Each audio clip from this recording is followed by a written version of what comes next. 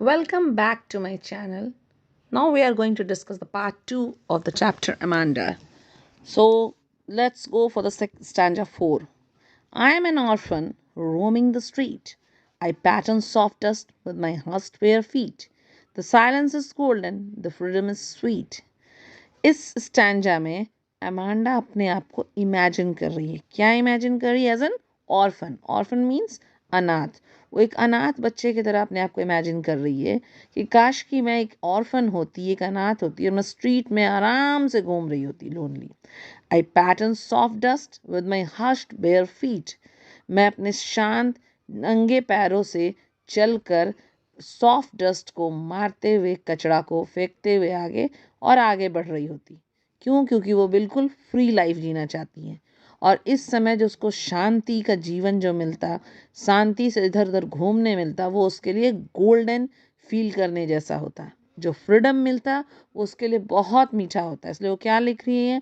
The silence is golden and the freedom is sweet. Silence उसको बिल्कुल यहाँ golden लग रहा है और फ्रीडम स्वीट लग रहा है. Now come to the stanza 5. Don't eat that chocolate, Amanda. Remember your acne, Amanda. Will you please look at me when I'm speaking to you, Amanda? Again Amanda की mother उसको फिर से कुछ समझा रही हैं और रोक रही हैं, जो अमांडा को बिल्कुल भी पसंद नहीं आता. इसलिए पिछले स्टैंजा में उसने क्या इमेजिन कर लिया कि काश कि मैं एक ऑर्फन होती, इधर उधर आराम से फ्रीली घूम रही होती, नंगे पैरों से धूल धक्कड़ को मारते हुए आगे बढ़ रही होती. और अगेन उसको कुछ देर के बाद उसकी मम्मा फिर से रोक टोक कर रही है और बोल रही हैं, don't eat that chocolate Amanda. तुम इस चॉकलेट को मत खाओ अमांडा. Remember your acne. अपने कील मुहासों को याद करो. Will you please look at me when I am speaking to you Amanda. तुम क्या मेरी तरफ देखोगी जब मैं तुमसे बात कर रही हूँ? क्यों? क्योंकि अमांडा अपनी माँ की बातों को इग्नोर करती है और हमेशा क्या चाहती है कि मैं फ्रीली रहूँ, है ना, जो कि बिल्कुल गलत है. क्योंकि ऐसे इस टीन एज में बच्चों का मन यही करता है कि पेरेंट्स का कोई भी रोक टोक मेरे ऊपर नहीं हो, लेकिन वो गलत होता है. इसी चीज़ को इस अमांडा पोएम में दिखाया गया है. Now come to the stanza 6. I am Rapunzel, I have not a care. Life in a tower is tranquil and rare. I'll certainly never let down my bright hair. इस stanza में again अपने आप को क्या Amanda imagine कर रही है? वज्यूम कर रही है कि काश की वो रैपुंजल होती और उसे किसी की परवाह नहीं होती. I have not a care. किसी की परवाह नहीं होती. Life in a tower is tranquil and rare. और मैं एक टावर में अकेले रह रही होती, बिल्कुल शांत, बिल्कुल काम लाइफ. ठीक है, ट्रैंक्विल एंड रेयर, बिल्कुल काम लाइफ. ठीक है. अगेन वो कहती है, I certainly never let down my bright hair. और मैं अपने लंबे चमकीले बालों को कभी भी नीचे नहीं करती कि कोई भी ऊपर मेरे पास आ सके. मैं बिल्कुल शांत और अकेला जीवन जीती हूँ. रैपुंजल कौन थी? रैपुंजल एक फेरी टेल की एक कैरेक्टर थी जो बिल्कुल अकेले टावर में रहती थी. उसको एक विच ने, एक चुड़ैल ने कैद करके वहाँ रखा था और उसके लंबे बालों को थ्रू ही वो ऊपर आ पाती थी. इसलिए उसने कहा कि काश की मैं रैपुंजल होती और मेरे पास कोई भी नहीं आ सकता, स्पेशली मेरी मदर जो मुझे हर बात पर रोक टोक करती है. उसको बिल्कुल नहीं पसंद था अपनी मदर का रोक टोक. Now come to the stanza 7. Stop that sulking at once, Amanda. You are always so moody, Amanda. Anyone would think that I nagged at you, Amanda. इस स्टैंजा में सल्किंग का मतलब क्या हुआ? To be upset about something, किसी बात से upset होना. नैग्ड का means to irritate someone by complaining about his और her habits again and again. तो क्या कह रही है उसकी मदर कि stop that sulking at once Amanda. तुम इस तरह से अपसेट होना छोड़ दो अमांडा. You are always so moody. तुम हमेशा इतनी मूडी क्यों रहती हो? मेरे बात पर ध्यान क्यों नहीं देती हो? हाँ अमांडा.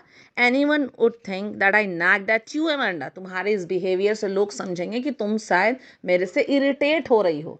तुमको गुस्सा आता है जब मैं रोक टोक करती हूँ, तो जो कि गलत है बेटा. तुम क्यों मेरी बात को नहीं सुनती हो? क्यों इतना मूडी बनकर रहती हो?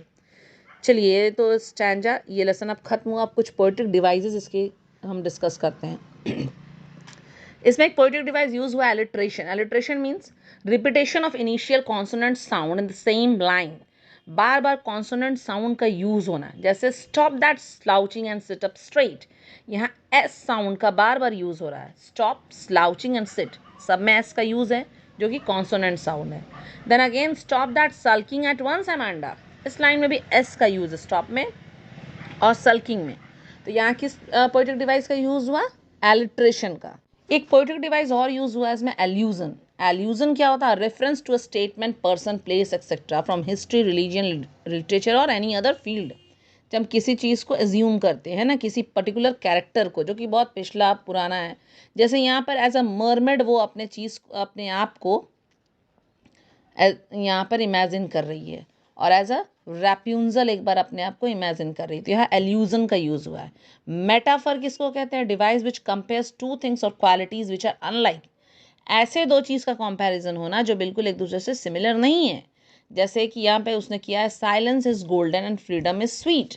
साइलेंस को गोल्डन की तरह वो उसको कंपेयर कर रही है, जिसमें साइलेंस और गोल्डन के बीच में उतना कंपैरिजन, दोनों अलग अलग बातें हैं, लेकिन उस दोनों को जब वो कंपेयर कर रही है तो यहाँ हो गया मेटाफर का यूज़ हुआ पर्टिकुलर डिवाइस। फ्रीडम को इज स्वीट, उसने क्या कहा है? Freedom is sweet.